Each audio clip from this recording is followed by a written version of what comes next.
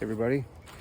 Wandering Pastor out here again today, and wanted to kind of pick up where I left off in our last video. Last video we talked about worldview and the fact that everybody has one. You just normally don't think about it. And in the scenario I put out, that there's a worldview that everybody has about God. They either believe in God or they don't. And if you do believe in God, then you see evidence of Him all around you, and you think about what He wants and what He desires, and it impacts your behavior and everything. And if you don't believe in God, well, that does just the same thing. It creates a mindset in which it affects your behavior, it affects what you value, it affects what you think is right or wrong, or why you even think there's such a thing as right and wrong, all of that. So belief in God is a pretty crucial worldview question. And my contention, as I shared last time, was that most people believe in God. They may not define Him the same way that I do, but most people believe in God. The question is, do they live with that belief in mind? But today, I wanted to, before I go into any other detailed topics, I wanted to talk to those people who answer that question, no. They don't believe in God. They don't think He exists. They think this world came into being on its own, and therefore, we don't have to worry about God, or don't have to think about eternity or any of that kind of stuff. And I just want to see, the reason I'm even speaking to you now is because I care about you. And I believe, of course, as I've shared, that God does exist, that eternity is real, that when we leave here, when we die, our bodies stay here, our spirits go elsewhere, and we have to choose kind of what we do with that. And as a result of that, I wanted to kind of talk to those of you who answer the question no. And here I am standing in the woods of beautiful Michigan, and the wildflowers behind me and the trees, budding. It's mid-spring and just a beautiful time of year.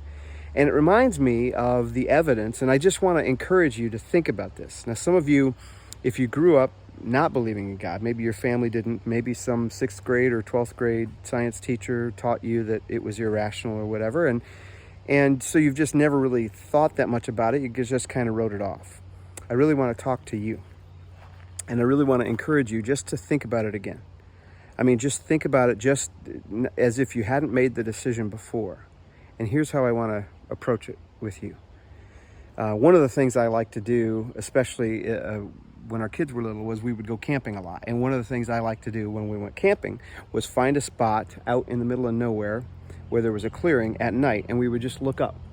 And when you look up on a dark spot, you can see, it seems like the stars are multiplied. You see, the Milky Way, portions of the Milky Way that, just incredible detail, incredible number of stars.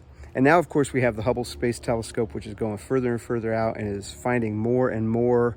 The universe is wider and bigger than they thought. And yet, in spite of all of that, Earth is really unique. And you and I are extremely unique in the universe. But when I look up at those stars, and even on a cloudless sky or anything, when I look in there, up in the sky, I feel a certain degree of, I'm a tiny piece of significant reality. And one of the things it brings to mind some scriptures. And when I look in the stars, it says, one of the Psalm 19 says, "The heavens declare the glory of God. The skies proclaim the work of His hands. Day after day they pour forth speech. Night after night they display their knowledge. There is no speech, no language where their voice isn't heard. Their voice goes out into all the earth, their words to the ends of the earth." In other words, creation itself is revealing His character to anyone who will look. But you don't even just have to consider the cosmos. When you look at even just the woods around us, the woods around me, this is just a small spot in Michigan.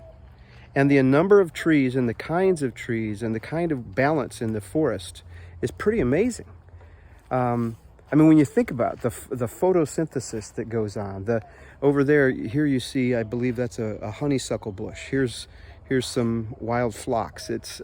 Just the number and the variation of vegetation and how it all works, but the processes that go on here, and the leaves that fall from the trees, then there's bacteria that break down the leaves, and that feeds the trees again, and it's this whole thing. And then you consider the animals around here, and there's deer, and there's turkey, and there's foxes, and then there's rabbits and squirrels and everything, and how they all depend on each other, and it's a delicate, intricate system. And it's incredible to me that we can believe that that just happened. And then when you consider humanity, I mean, just look at your hand and the way the number of bones, the number of muscles, the number of ligaments, the way it works, the intricate detail just of the human hand, the fingerprint, the unique detail of the fingerprint, and the iris pattern is so unique.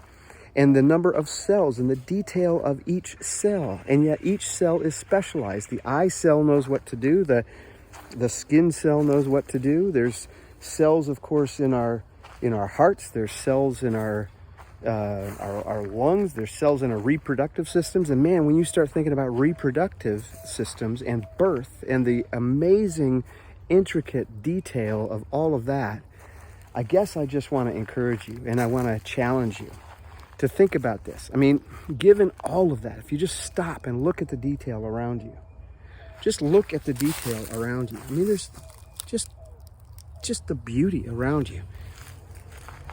Can you really believe that that just happened by an accident? And then it happened over and over and over again to the point where humanity grew and now has billions of people that are unique, each one with its own fingerprint, each one with its own iris print, each one. Do you really believe that that just happened? I just can't. And I think instead of that being, somebody once said it takes more faith not to believe in God than to believe. I don't really think it's faith. With all due respect, I think it's willful blindness. It's saying, I am not going to look at the evidence. I am not going to consider it. If it were any other situation, any other court of law, you would say there is enough evidence to believe in a God who is really there, and a God who created all this. This is too much design, too much complexity, too much intricate detail to have just happened. And so for those of you who answer the worldview question, no, I don't believe there is a God, I just want to ask you to consider it again.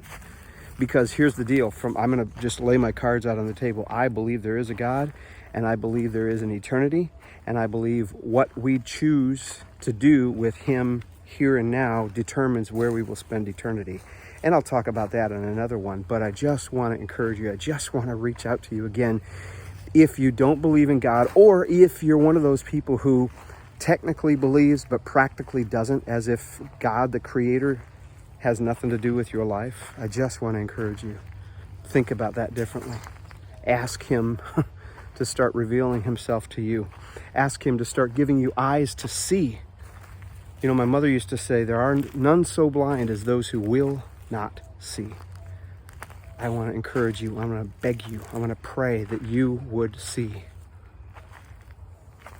Because then it opens up a whole world of possibilities. Wandering pastor saying, peace. Have a good day.